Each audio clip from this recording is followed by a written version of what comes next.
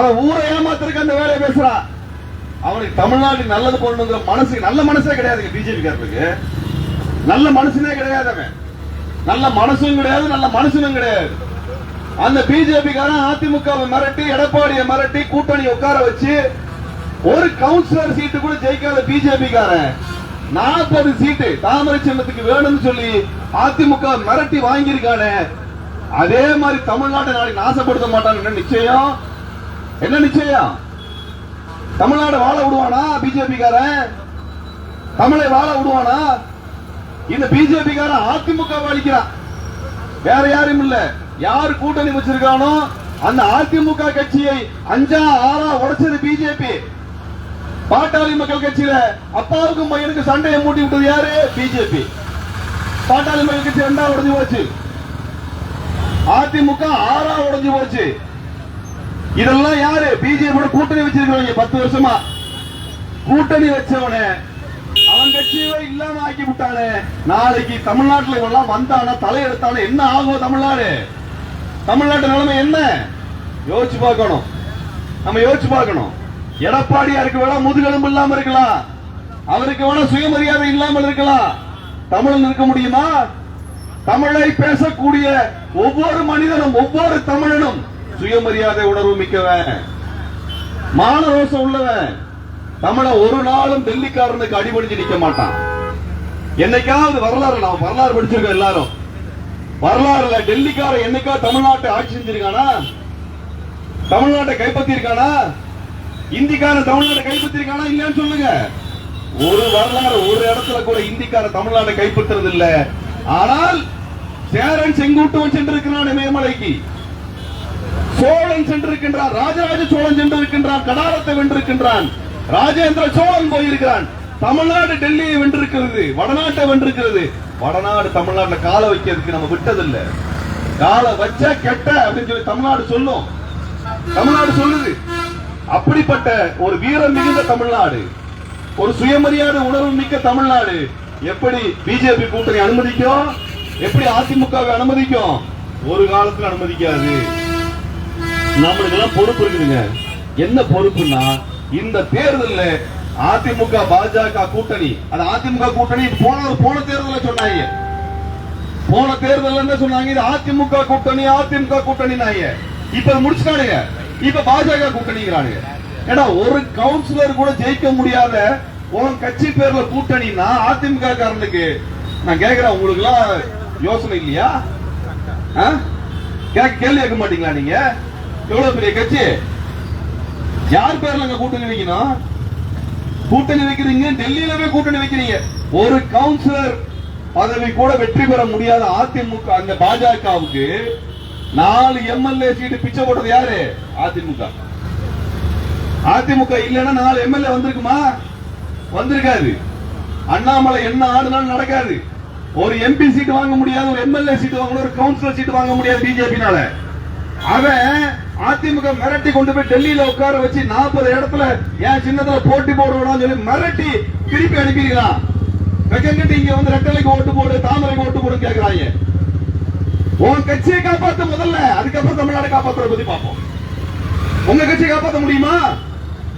அதிமுக காரங்களை கேட்கிறேன், உங்க கட்சியை காப்பாற்ற முடியுமா? உங்க கட்சி தலைவி ஜெயலலிதா அம்மையாரை ஜெயிலுக்கு அனுப்புறது யாரு? எல்லா நீதிபதியும் விலைக்கு வாங்கி இருக்கக்கூடிய பிஜேபி, எல்லா நீதிபதியும் விலைக்கு வாங்கி இருக்க பிஜேபி. நான் இதுவரைக்கும் சொல்லாத விஷயத்தை சொல்றேன். அந்த அம்மா இறந்த உடனே அவசரமா போய் புதைச்சாங்க பிஜேபி காரன். எதுக்கு வெங்கையா நாயுடு வந்து டெல்லியில இருந்து வெங்கையா நாயுடு வந்து சென்னையில உட்கார்ந்துகிட்டு ஜெயலலிதா அம்மையார் உடம்போட தலைமாட்டில் உட்கார்ந்துகிட்டு உடனே எடுத்து போறான்னு சொல்லி ஏன் பண்ணா? அதிமுக தமிழ்நாடு முழுவதும் வந்து அந்த அம்மாவுக்கு மரியாதை செலுத்த விடாம தடுத்தான அந்த கட்சியோட கூட்டணி வைக்கலாமா? அந்த கட்சியோட கூட்டணி வைக்கலாமா? வெங்கையா நாயுடு என்ன வேலைங்க?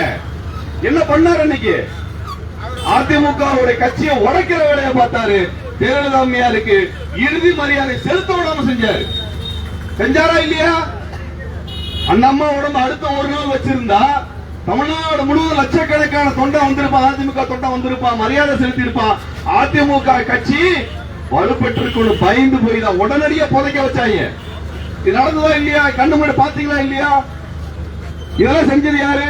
அந்த பிஜேபியோட கொண்டு போய் கூட்டணி வச்சுட்டு மோடியா லேடியா என்று சொன்ன ஜெயலலிதா அம்மையார் மிரட்டி மோடி அனுப்பி விட்டாங்க.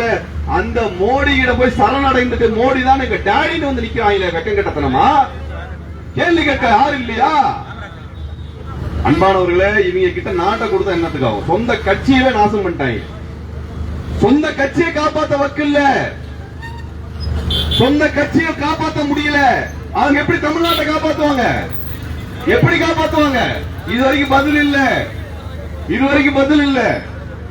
அதனாலதான் எடப்பாடியார் வாய்க்கு வர்றதெல்லாம் பேசுறாரு. நாங்க கேட்ட கேள்வி இதுவரைக்கும் அதிமுக பதில் இல்லைங்க, இதுவரைக்கும் பதில் இல்ல.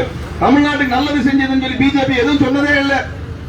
இப்படிப்பட்ட பிஜேபி கொண்டு தமிழ்நாட்டு தலையில கட்டக்கூடிய அதிமுக கூட்டணியை அல்ல பிஜேபி கூட்டணி அவங்க அப்படிதான் சொல்லிக்கிறாங்க. அதிமுக கூட்டணி சொல்றாரு, பயப்படுறாங்க.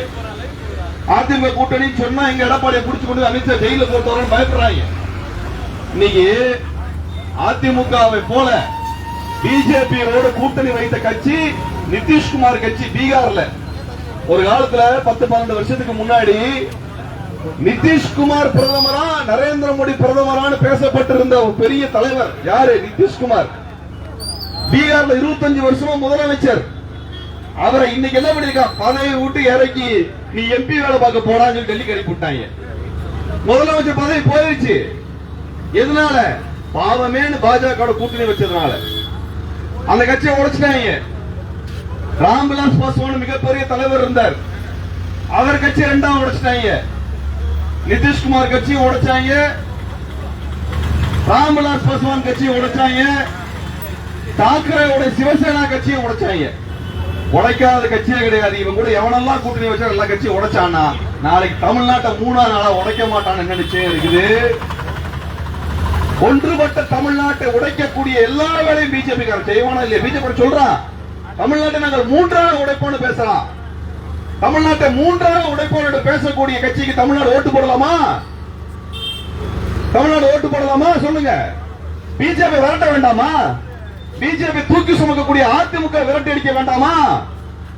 அதை கேட்கறதுக்கு, அந்த நியாயத்தை கேட்கறது தான் நாங்கள் தமிழ்நாடு முழுக்க பிரச்சாரம் பண்றோம். இங்க ஒரு அருமையான வேட்பாளர் மனிதநேய மக்கள் கட்சியினுடைய மரியாதைக்குரிய தோழர் அப்துல் சமத் அவர்கள் மதச்சார்பற்ற முற்போக்கு கூட்டணியின் வேட்பாளராக களமிறங்குகிறார். எனக்கு 17 வருஷமாக தோழர் அப்துல் சமத் தெரியும். அவர் மக்கள் போராளிங்க, அதுக்கப்புறம் தான் அரசியல்வாதி. அவர் மக்கள் போராளி. எளிமையாக யார் வேண்டுமானால் சென்று பேச முடியும். படிக்கக்கூடிய புத்தகத்தை படிக்கக்கூடியவர், செய்திகளை கேட்டு நம் தொகுதிக்கு என்னது பண்ணணும் சிந்திக்கக்கூடியவர். இதோட முக்கியமான ஒரு விஷயம் சொல்றேன், கேட்டுக்கோங்க. கல்பாக்கத்துல ஒரு 4-5 பேருக்கு உடம்பு சரியில்லாம போயிருச்சு, அவங்களுக்கு வைத்தியம் பார்க்கணும்.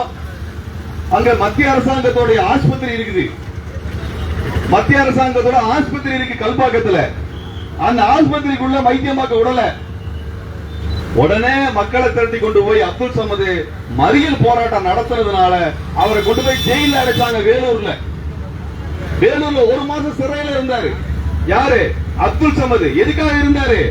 மக்களுக்கு வைத்தியம் பார்க்கிறதுக்கு மத்திய அரசாங்கத்துடைய மருத்துவமனை மறுத்துருச்சு. எங்க மக்களுக்கு மருத்துவம் பார்க்கிறதுக்கு மத்திய அரசாங்கத்தினுடைய மருத்துவமனை மறுக்குதுனால் அந்த மருத்துவமனை இழுத்து மூடுவண்டா அப்படின்னு சொல்லி போராட்டம் நடத்தி வேலூர் ஜெயில 1 மாதம் அடைபட்டவர் மரியாதைக்குரிய தோழர் அப்துல் சமத் அவர். இத வரலாறு. இப்படிப்பட்ட ஒரு போராளி இங்கே வேட்பாளர் நிற்கிறார். அப்படிப்பட்ட ஒரு போராளியை மரியாதைக்குரிய தோழர் அப்துல் சமத் அவர்களை சிந்திக்கக்கூடியவர், படிக்கக்கூடியவர், எழுதக்கூடியவர், ஆற்றல் மிகுந்த பேச்சாளர், ஒரு செயல் வீரர், மக்கள் நலனை நேசிக்கக்கூடியவர், எந்த வழக்கிற்கும் அஞ்சாமல் துணிந்து நிற்கக்கூடிய ஒரு போராளி. அவரை உதயசூரியன் சின்னத்தில் நீங்கள் வாக்களித்து வெற்றி பெற செய்ய வேண்டும். அதான் நான் கேட்டுக்கொள்கிறேன். ஒரு போராளியை அனுப்புங்கள். அவர் சட்டமன்ற உறுப்பினராகவும் இருப்பார், மக்களுக்கான குரலாகவும் இருப்பார், தமிழ்நாட்டிற்கான போராளியாகவும் இருப்பார். அப்படிப்பட்ட ஒருவரை நீங்கள் தேர்ந்தெடுத்து அனுப்ப வேண்டும் என்று நான் வேண்டி கேட்டுக் கொள்கின்றேன். நான் சார்ந்திருக்கக்கூடிய இயக்கம் மே 17 இயக்கம். போன மாதம் நாங்கள் இந்திய எதிர்ப்பு போராட்டத்தை நடத்தினோம். 1.5 வருஷமா இந்திய எதிர்ப்பு போராட்டத்தை நடத்துறோம். இந்தி மேல எங்களுக்கு திடீர்னு வெறுப்பெல்லாம் வரல. எல்லா இடத்தும் இந்தி இருக்குது. ஏன் இருக்குது? ஏன் இருக்குதுன்னு யோசிக்கணும். ரயில்வேஸ்ல இருக்கு. பொன்மலையில போனா அவன் இந்திக்காரனை வச்சிருக்கிறான் வேலைக்கு. பெல்லுக்கு போனா அவன் இந்திக்காரனை வேலை வைக்கிறான். இந்த மலபார ஸ்டேஷன்ல பாருங்க எத்தனை பேர் இந்திக்காரன் எனக்கு தெரியல.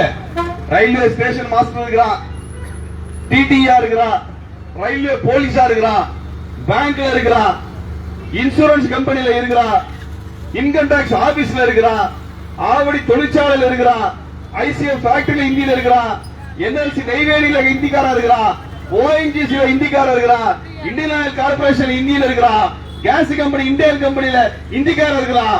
இப்படி 2.5 லட்சம் வேலைகள், தமிழ் இளைஞர்களுக்கு கிடைக்க வேண்டிய வேலைகள் இந்திக்காரனுக்கு கொடுக்கப்பட்டிருக்கு. யூபி காரனுக்கு பீகார் காரனுக்கு கொடுத்திருக்கிறாங்க. தமிழ்நாட்டில் இருக்கக்கூடிய வேலையை தமிழ் பசங்களுக்கு கொடுக்காம, நம்ம வீட்டு பசங்களுக்கு கொடுக்காம, இந்திக்காரனுக்கு எதுக்கு வேலை கொடுக்குற? எதுக்கு இந்திக்காரனுக்கு வேலை தர்ற? அவன் மாநிலத்தில் கொண்டு போய் கொடு, வேண்டாம் சொல்லல. என் மாநிலத்தில் எதுக்கு வேலை அவனுக்கு? என் மாநிலத்தில் எங்க பிள்ளைங்க தான் வேலைக்கு இருக்கணும். ஒரு வேலை 2 வேலை இல்லைங்க, 2.5 லட்சம் வேலை. 2.5 லட்சம் வேலை இங்க தமிழர்களுக்கு மறுக்கப்பட்டிருக்கிறது. தோழர்கள் வழிவிடுமாறு கேட்டுக்கொள்கின்றனர்.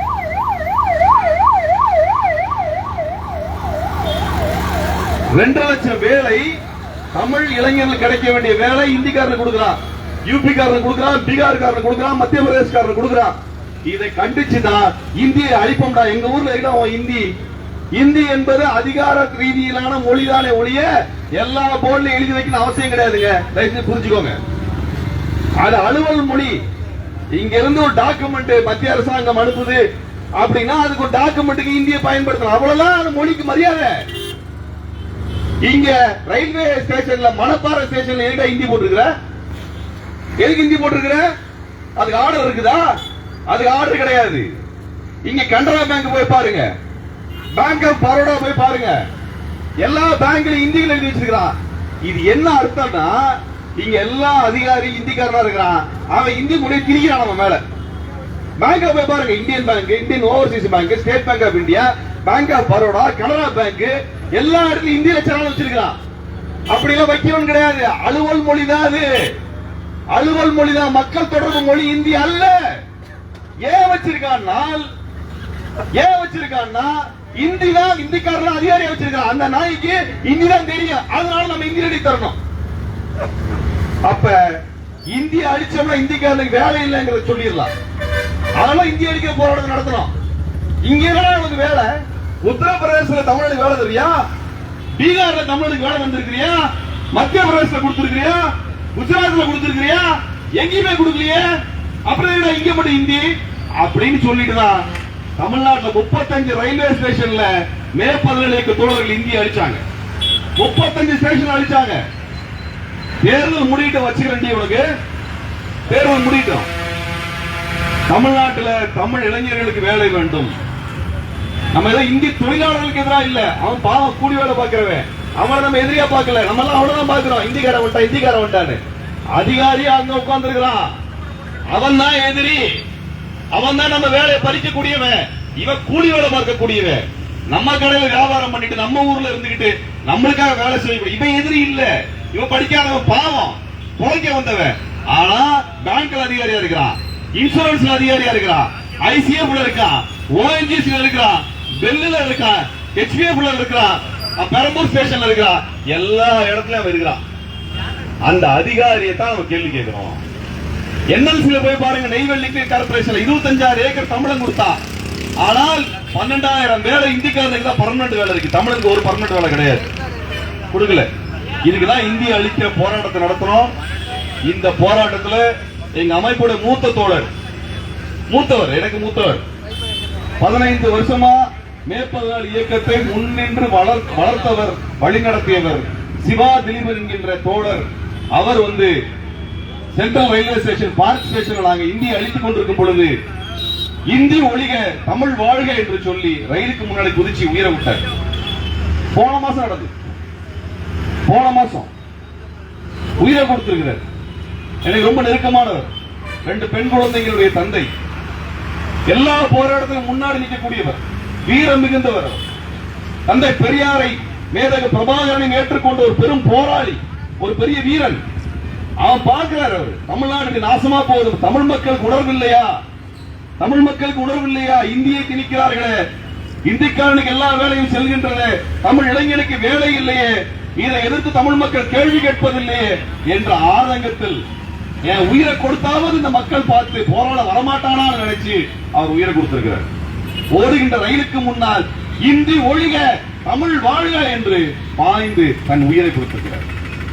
எங்கள் 15 வருஷமா என் கூட இருந்தவர், என்னோடு சிறை வந்தவர், சிறையில் இருந்தவர், என்னோடு எனக்கு மிக நெருக்கமான சகோதரர், அவர் உயிர் கொடுத்திருக்கிறார். காரணம் இந்த மண்ணுக்காக மொழிக்காக உயிர் கொடுத்திருக்கிறார், இந்த மக்களுக்காக உயிர் கொடுத்திருக்கிறார். எதனால் இந்த மக்கள் திரண்டிருந்து போராட வேண்டும் என்பதற்காக. இப்படிப்பட்ட ஒரு பிஜேபியை, அவருடைய கூட்டணியில் இருக்கக்கூடிய அதிமுகவை விரட்டி அடிக்க வேண்டிய பொறுப்பு எல்லாத்துக்கும் இருக்கிறது. இதை கேட்டு அப்படியே அமைதியா போயிடாதீங்க. உங்க நண்பர்களிடத்துல, சொந்தக்காரங்க இடத்துல, உங்க தெருவுல வேலை பார்க்கிற இடத்துல அதிமுக கூட்டணி நிராகரித்து தோழர் அப்துல் சமதை வெற்றி பெற செய்ய வேண்டும் என்று நீங்கள் பேசணும், எல்லாரும் பேசணும். நான் மட்டும் பிரச்சாரம், நான் சென்னையில இருந்து வந்திருக்கிறேன், நான் மணப்பாறைக்கு முன்னாடி பிரச்சாரத்தை வந்திருக்கிறேன். நான் ஏன் இங்க வர்றோம், நாங்க வேற வேற ஊர்ல இருந்து தோழர் வந்திருக்கிறாங்க, ஒவ்வொரு ஊர்ல இருந்து வந்திருக்கிறாங்க. ஏன் வந்திருக்கிறோம், வேலையெல்லாம் விட்டு ஏன் வந்திருக்கிறோம்? இந்த மண்ணை காக்கக்கூடிய போராட்டம், இந்த மண்ணை காக்கக்கூடிய போராட்டம். எங்களை மாதிரி நீங்களும் பேசணும், உண்மையை எடுத்து சொல்லணும், தமிழ்நாட்டை காக்க முன்வர வேண்டும். அப்படிப்பட்ட ஒரு போராட்டத்தில் தோழர் அப்துல் சமதை, மனிதநேய மக்கள் கட்சியினுடைய பொறுப்பாளர் தோழர் அப்துல் சமது இங்கே வெற்றி வேட்பாளர் இருக்கிறார். அவருக்கு உதயசூரிய சின்னத்திலே வாக்களித்து அவரை நீங்கள் சட்டமன்றத்திற்கு மீண்டும் அனுப்ப வேண்டும் என்று நான் வேண்டி கேட்டுக்கொண்டு விடைபெறுகிறேன். அவரை வெற்றி பெற செய்து அந்த வெற்றிக்கான நன்றி அறிவிப்பு கூட்டத்தில் நான் இங்கே வந்து நான் கண்டிப்பா பேசுவேன். நீங்கள் என்னை அழைப்பீர்கள் என்று நான் நம்புகின்றேன். நிச்சயமாக வருவேன். அவருக்கான வெற்றியை கொடுத்த மக்களுக்கு நன்றி சொல்லக்கூடிய கூட்டத்தில் நான் நிச்சயம் பேசுவேன். தமிழ்நாடு வெல்ல வேண்டும், தமிழ் மக்கள் வாழ வேண்டும், தமிழ் மொழி உயர வேண்டும் என்கின்ற எண்ணத்திலே தமிழ்நாட்டை காப்பாற்றுவோம். இந்த மதவெறி கும்பலை வேரோடும் வேரடை மண்ணோடும் அழித்தொழிப்போம் என்று சொல்லி விடைபெறுகிறேன். நன்றி, வணக்கம்.